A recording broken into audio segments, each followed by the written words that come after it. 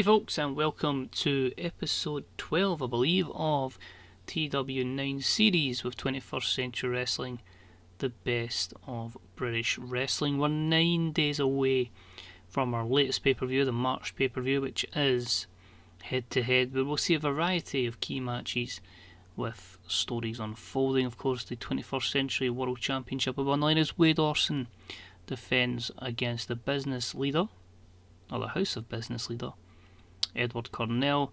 The protege takes on the mentor, as Rhys Pendragon will take on Tommy Cornell, and we've got a host of other matches. Bedlam is going to be looking to cause some carnage as he takes on, I believe, Jack Bruce. So we had a few interesting stuff in our last episode. Let's see if we can beat that. So just down to 7,679 in attendance at Euston Road. And in our opening contest, Lee Burton defeated the Welsh Dragon in 10.54 with a sleeper hold. Overall, this got a 70 rated segment, 65 for the wrestling, 59 for the crowd, and a 48 for the Welsh Dragon, compared to Lee Burton's performance of an 82. Last week, Lee Burton had some words for the crowd, and will he expand on them by letting us know who he's targeting? And he will indeed. So people are wondering, who do I have my eyes set on? Who is in the path of Lee Burton? Well, let me announce to the world who I am after, and that is Rolly Muckletruck. Another one of those geezers who think they can just rock up here and take over. Nah mate, former champion here, and I will be back at the top of the pedestal. So yeah, watch your back. If you even make it there, I'll see you at head to head. So basically, Rolly's on a bit of a run. He was unlucky not to beat Edward Cornell, but Burton says this is somebody that's going to try and get him away as well, so I'm going to take you out before you even get a chance to compete for that championship. So overall, a 79 segment rating. Lee Burton did a masterful stuff of improvising as well. Next up and about that had terrible wrestling and non-existent crowd heat. Ernest Youngman defeated the debuting Corey Underwood in 7.54 with the hit, so it was really just a steal the show match up here to give them both a small spotlight. 34 overall for it, 39 for the wrestling, and a 10 for the crowd. Corey debuted his clean cut babyface gimmick, which got an initial rating of adequate. You can see there, because they're still trying to get over here in the UK, that both were deemed pre-show workers. Small promo from Bedlam. He just looks very intimidating and says, "Jack Bruce, I'm going to break you and end your career." And then he goes, "Rawr," but very aggressively into the camera. 67 for this. The storyline, the absolute Bedlam advances. Yeah, should be good. Bedlam and Jack Bruce. So already 4 key matches for the pay-per-view announced. Next up, we got a promo from someone who wanted the release, and I thought, let's give him an opportunity, and that is Andrew Lee. For too long, it's just not happened for me. Injuries happened, momentum derailed, but it's time for a new regime in 21st Century Wrestling, and it's time for me to kick on. And basically, that's what his bio was saying, that he had been deemed someone that looked good, but injuries keep ruining his momentum, and yeah, it just doesn't seem to work for him. So we'll give him an opportunity, and then if he's still unhappy, then we'll look to basically good luck in your future endeavours, or on your way basically. So interested to see what we can do with Andrew Lee, and he'll be in action next. He took on Phil Harmonic, and this was about that had a decent reaction from the crowd, but subpar wrestling, as Andrew Lee defeated Phil Harmonic in 8.05 with the Stone Age kick. Pretty respectable mid-card stuff though, 49, 49 and 51, even the ratings are 49 and 50. Phil Harmonic and Hargreaves had pretty good chemistry, obviously that being his manager. The downfall though was Andrew Lee seemed off his game, but yeah, I think these two guys have certainly got something we can work with. I really more with them, to be honest. I've not used them too much so far, so we'll see how they go. But yeah, time for another debut, and this one is Katya Kornishkova. From a young age, I left this country. It was a mess, a joke, and I went around the world and found home in Russia. They accepted me and they made me who I am today. I vowed to come to 21st Century Wrestling and become the first ever women's champion and represent the great country of Russia. So a 21 segment here. She debuted her Russian Ice Queen gimmick, which, yeah, initial rating of great, good, or adequate. I'll get there eventually. So really, her character, as described in the bio, was basically she was a British wrestler who portrays someone as Russian. So I thought, yeah, we'll go with it. It gives us another heel, gives us something a little bit different for Unstoppable Ty, and hopefully with promos she can help get the division up and running.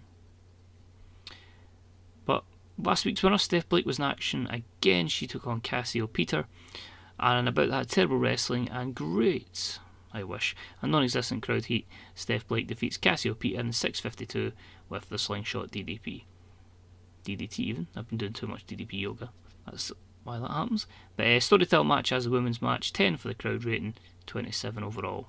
But progress, and that's all we can ask for there. Ladies and gentlemen, it's your boy, it's Forrest Charmer. So what will we discuss today? Well, we're just 9 days away from head to head, and I don't have an opponent. So I think next week, let's call someone out, let's piss them off, and let's get a match on that card as I continue the upwards trajectory of my career. A segment 50, so some good stuff there. He improvised well.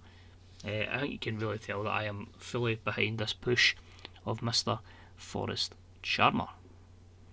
Next up, we had some great heat and a decent wrestling match. Apollo Prince defeats Sebastian Collar, the former #1 contender to the UK Championship, in 9:26 with an apology. 63-66, but a disappointing 55 for the overall segment. I felt like Sebastian Collar maybe has a bit of a physical decline, and Apollo Prince is someone we can work with, so that was why in this instance he was given the victory. So yeah, more upper mid-card stuff I would say, but not quite main event. Next up, we had, representing the House of Business, the Red Devils. That is of course Yuri Elikov and Viktor Beshkov, and they defeated Grime and Punishment, which is Edinson Silva and Dangermouth, in 9:45 when Elikov pinned Silva with the Moscow Dynamite. Beshkov was head and shoulders above the rest, 56, 52, 53, but you can see there in ring Beshkov best out of a lot of them, and of course him and Ilyakov with some excellent chemistry. We cut backstage and we see the underdogs together. That's the tag team of Joe Simpson and Michael X. Joe Simpson says, what was that about last week with SGS? That should be, so that's Smelling John Smithy, not Sergei Milinkiewicz-Savic. If you know your FM, you know who that is. Michael X says, I think there's something wrong. There's something there with him, man. He just needs a little change in mindset. Simpson says, we'll just make sure it doesn't get in the way of. It goes to mean obviously their tag team, but he gets interrupted as Smelling John Smithy just pops his head in and just looks very angry and very intimidating. But it's like, you're smiling, so you should probably smile a lot more. Michael X did some masterful stuff improvising. Smiling John Smithy did not. It's just weird seeing somebody that's smiling and or a heel, but that's what Adam gave us, and we must utilise it. So that was a 42. Into the next is just a hype package for Conan Kruger, and that was a 52 segment here as he gets ready for action, and a decent reaction from the crowd. Terrible wrestling. He defeated Vinny Vigilante in your co-main event in 6:07 with the Evolutionizer. 41-40 and a 52 here.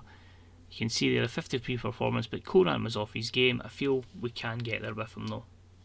It's going to take a bit of time, but we can definitely get him. Next up, Rhys Pendragon says, Tommy, you were a great mentor to me, but your reluctance to let me prosper and thrive, that inability to release the shackles, I cannot accept. I'm ready to take this company by storm, and I will ensure that I slay your career for trying to stall mine. You taught me so much, but I'm going to use that against you. Edward Cornell says, it's always been your problem, Tommy. It's all about you. Never about the greater good. At least I know when I'm gone from this company, it's going to be in fantastic hands. So this one, as I say, advanced the segment, advanced storyline with the segment. It didn't progress it more, because obviously we're still trying to get Rhys Pendragon a little bit more over. We need to utilise him getting better on the mic as well. But him and Edward next to each other, you're just hoping rubbing shoulders with him and rubbing shoulders with Tommy can only benefit Rhys going forward. But he was underwhelming. Disappointed Edward, like it says the performance was good, but he struggled to improvise, so it's like, was he good, was he bad? Let me know, but you'll see a lot of that with Rhys just as we continue to build him up. And the main event saw Edward Cornell and Rhys Pendragon from the House of Business in the main event against the Northern Lights. And about they had good heat and decent wrestling, the House of Business defeat the Northern Lights in 12:49 when Edward Cornell defeated Riddick Jordan with the Black Lightning Bomb. In terms of in-ring work, Eddie was head and shoulders above the rest, and of course Rhys was the weak link off his game as well, which saw a 40 in-ring performance to Edward's 82, and a 64, 59 and 60 means we will more than likely 99.99999% lose pop here, because we really need main events to be in the 70s at least to give us an opportunity. But while we're a medium company, we can still take the hit as we look to build wrestlers up, and that'll give us a better opportunity in the long term. That's the mindset behind it anyway. So you can see here, we can gain pop, but it's obviously out with the UK. Everywhere else gains a tiny little bit. But the 60, again, I had the issue with the storylines. It's a wee bit disappointing, so that's something I need to work on. And of course we utilised Rhys Pendragon a bit too much, but maybe we're forcing them down people's throats. Maybe it's too much of a push, but yeah, I was quite happy with the show overall in terms of, like, we used different wrestlers. You know, we were pushing the likes of Conan Kruger, Apollo Prince with the win. We're building up the women's division a bit more with Steph Blake and Kornishkova in this instance. You know, we got to see a little bit from Andrew Lee, but we'll set up at least 4 matches for the pay-per-view, and I'm quite confident we can really add to that and have a good show next week, and then of course at the pay-per-view as well. I just feel it's going to be a little bit of a time at medium, but I'm hoping, like, say we get to like episode like 50 or 60, I think we'll be in a really good position, aka probably in about a year's time, if I'm being honest. In game, not in real life. God. I know I'm going to be doing other episodes and stuff with other series, but I'd like to believe we'll be quite far. But yeah, hopefully I finish the show here and we can just read through the little bits here. So financial report saw us make 131k profits. That's not bad. Basically the pay-per-views will make or break whether we are profit or negative. You can see there the drop in the UK, but that was always going to happen. And yeah, it's not quite a +1, but you can see we're slowly making gains in Europe, and nothing in terms of a media scrum. So we'll cut to the main screen, I believe. But anyway, I'll just give the quick shout outs as always. Any thumbs up is deeply appreciated. Let us know how your series are getting on, how you're finding TEW9. And of course, check out the Fantasy Bookers subreddit, the Grey Dog Software forums, and twdb.com for databases, skins, you name it.